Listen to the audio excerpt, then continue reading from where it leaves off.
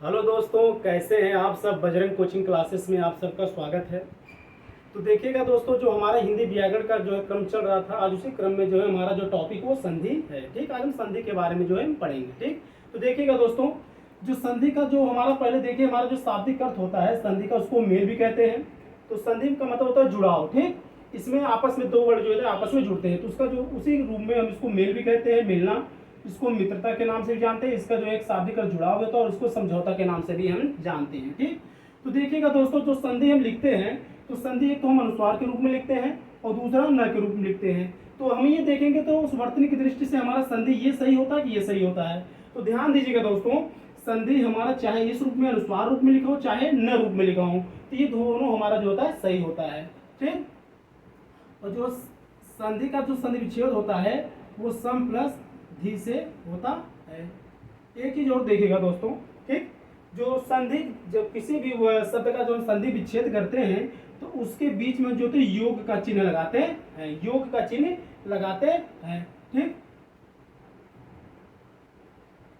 इधर प्रथम पद होता है और बाद और बीच में योग का निशान रहता है, उसके बाद दूसरा द्वितीय पद रहता है। ठीक, और इसको अगर हम थोड़ा और अगर विच्छेद करके स प्लस म को स्वर रहित करते हैं प्लस ध, और इसके बाद इसके जो है ई को जो हम अलग कर दें। ठीक, ध्यान दीजिएगा दोस्तों, अगर देखिएगा ये हमारा जो है वर्तन दृष्टि कैसे सही है। देखिएगा, अगर प्रथम पद का अगर अंतिम अक्षर, प्रथम पद का अगर अंतिम वर्ण स्वर रहित है, स्वर रहित है, और उसके बाद कोई भी अगर वर्गीय व्यंजन का हम जिक्र किए थे, जिसमें स्पर्श वर्गीय व्यंजन में जिसमें हम स्पर्श व्यंजन जो 25 बताए थे, उसमें कौन कौन से क से म तक कोई भी हो, क से म तक कोई भी हम अगर हमारा वर्ड आता है।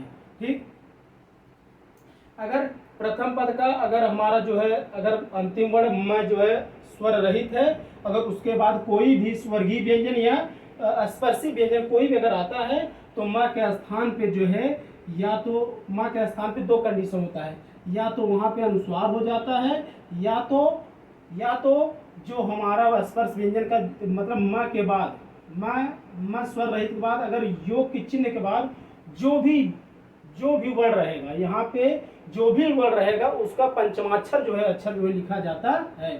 ठीक, ये रहेगा। इसके बाद वर्ण का वर्ग का पंचमाक्षर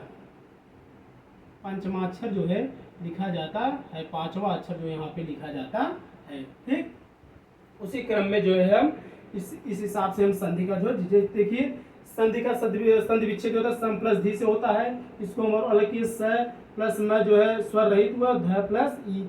तो म के बाद हमारा कौन सा वर्ग आया, ध आया। तो ध वर्ग का जो ध जो होता है ये त वर्ग के अंतर्गत आता है, और त वर्ग का जो अंतिम अक्षर होता है वो हमारा न होता है। वो हमारा देखिएगा जो ध होता है, ध जो त वर्ग का अक्षर है और इसका अंतिम अक्षर होता है हमारा न होता है।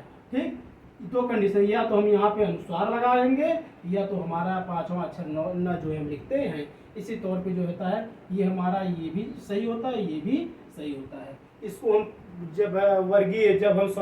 जब इसका व्यंजन संधि का जब जिक्र करेंगे उस टॉपिक में हम इसको पढ़ेंगे। इसको हम अनुस्वार का नियम के नाम से भी जो है इसको जानते हैं। ठीक, एक चीज इसका जो है विलोम क्या होता है, इसका जो विलोम होता है, इसका विलोम जो होता है संधि का, उसको जो हम विग्रह भी कहते हैं, विग्रह भी होता है और विच्छेद, विग्रह और जो विलोम शब्द होता है इसका संधि का वो विग्रह भी होता है और विच्छेद भी होता है। लेकिन ध्यान दीजिएगा, अगर परीक्षा में अगर हमारे जो क्वेश्चन में अगर विग्रह और विच्छेद, वैसे तो दोनों एक साथ नहीं पूछना चाहिए, अगर मान लीजिए पूछता है भी 1% मान लीजिए अगर विग्रह और विच्छेद दोनों दे दिया ऑप्शन में, तो फर्स्ट पीरियोडिटी हम विग्रह को ही यहाँ पे देंगे। ठीक, ये हमारा इसका जो है संधि का विलोम हुआ। ठीक, और एक चीज ध्यान दीजिएगा, अभी हमने जिक्र किया जैसे कि जब संधि विच्छेद हम करते हैं तो बीच में योग रहता है, उसके पहले ये प्रथम वर्ड रहता है, बाद में जो होता है ये हमारा प्रथम पद होता है, ये हमारा द्वितीय पद होता है। ठीक, द्वितीय पद होता है। ठीक, एक चीज, इसका प्रथम वर्ड का अंतिम अक्षर, प्रथम पद का अंतिम अक्षर और द्वितीय पद का जो प्रथम पद होता है, इन दोनों का जब हम आपस में मेल करते हैं तो आपस में मेल, जब इन दोनों का आपस में योग करते हैं, इन दोनों का जब हम आपस में योग करते हैं तो ध्यान दे, योग करते हैं तो योग होने पर जो बदलाव या विकार उत्पन्न होता है वो हमारा संधि कहलाता है। ठीक, प्रथम पद का अंतिम वर्ण और द्वितीय पद का अगर पहला अक्षर जो है, अक्षर का योग होने पर जो बदलाव या विकार होता है वही हमारा जो है संधि कहलाता है।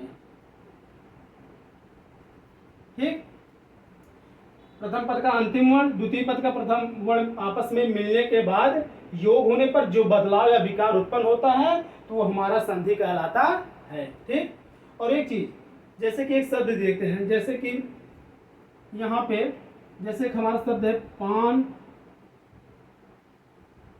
वाला,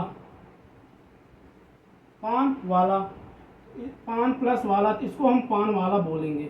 ठीक, देखिए यहाँ पे जो होता है इसका अंतिम अक्षर जो है न है, प्रथम पद का अंतिम अक्षर यहाँ पे न और वहाँ पे वह, तो इन दोनों को देखिए योग हुआ है, तो योग होने पर संधि नहीं होता। ध्यान दीजिएगा, योग होने पर संधि नहीं होता है। दो वर्डों के योग होने पर जो बदलाव या विकार होता है उसी को हम संधि कहते हैं, क्योंकि यहाँ पे योग हुआ है, यहाँ पे वर्डों में बदलाव नहीं आया है। तो इसी क्रम में देखिएगा, दो, इसका जो संधि का परिभाषा हुआ, दो वर्डों के योग से होने वाला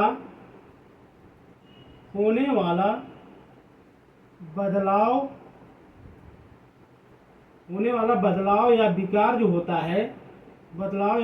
होता है संधि कहलाता है। ठीक, संधि कहलाता।